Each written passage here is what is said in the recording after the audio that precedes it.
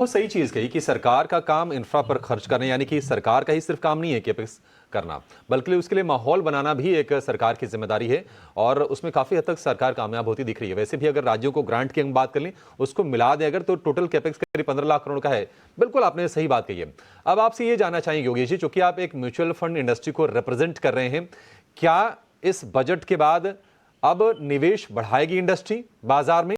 और अगर बढ़ाएगी तो आपके हिसाब से जो अट्रैक्टिव एरियाज हैं बजट के बाद, वो कौन से दिख रहे हैं? देखिए, ऐसा कुछ बजट के बाद कोई बड़ा कोई चेंज नहीं हुआ। हम लोग का एज ए हाउस जो थॉट प्रोसेस है सिमिलर रहने वाला है कि इंडिया की जो ग्रोथ है इंफ्रास्ट्रक्चर मैन्युफैक्चरिंग से ही होगी और जॉब क्रिएशन से।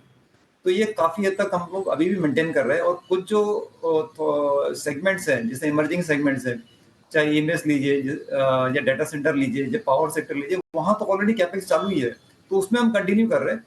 हाँ, ये एक है कि थोड़ा बहुत जो कंजम्पशन को लेके थोड़ा सा नेगेटिव फीडबैक था या हाई इन्फ्लेशन को लेके, वो गवर्नमेंट ने तो काफी हद तक एड्रेस करने की कोशिश की है।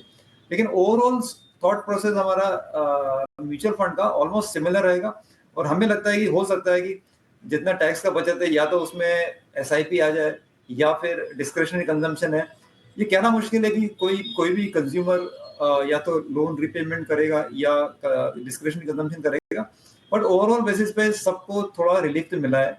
ये एक सेक्टर हमने थोड़ा सा टाइमिंग में इग्नोर किया था, जो थोड़ा हम लोग कंसिडर कर सकते हैं, कंज्यूमर डिस्क्रिशनरी वाला, जो पास में हमने इग्नोर किया था। बट उसके अलावा ऑलमोस्ट सारे थॉट प्रोसेस हमारे सिमिलर है और कंटिन्यू रहेंगे।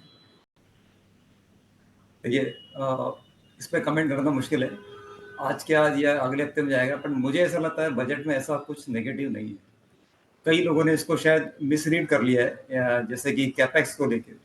अगर आप ग्रैंड मिला के देखेंगे तो कैपेक्स ऑलमोस्ट 17% ऊपर है, जो कि एक बहुत अच्छा नंबर है।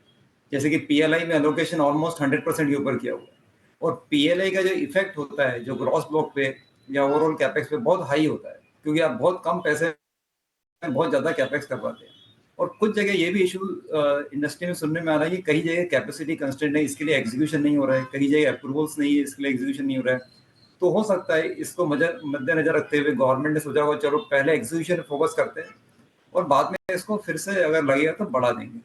बट गवर्नमेंट ने सबसे बड़ा जो काम किया है वो फिजिकल डेफिसिट मेंटेन किया है। अगर आप इकोनॉमिक सर्वे रिपोर्ट पढ़ेंगे तो उसमें क्लियरली मेंशन किया है कि इंडिया जैसी कंट्री को का ग्रोथ आप कंटिन्यू रखना है तो आपको इंफ्रास्ट्रक्चर पे इन्वेस्ट करना पड़ेगा। इंफ्रास्ट्रक्चर से मैन्युफैक्चरिंग और मैन्युफैक्चरिंग से फिर ओवरऑल कंजम्पशन बढ़ने वाला है, ये क्लियरली है। तो इसका सबसे बड़ा पहला जो है आपका कॉस्ट ऑफ कैपिटल, जो कि गवर्नमेंट ने कंट्रोल करने का ट्राई किया, जो कि बहुत अच्छा मेजर है। ग्लोबली कहीं पर भी फिजिकल डेफिसिट कंट्रोल में नहीं है और इन्फ्लेशन भी कंट्रोल में नहीं है। तो एटलीस्ट 50-60% जो काम तो सही हो गया इंडस्ट्री को लेकर। Now coming to the second point here कि एनवायरनमेंट, देखिए एनवायरनमेंट भी हेल्दी है, ऐसा कुछ नहीं है।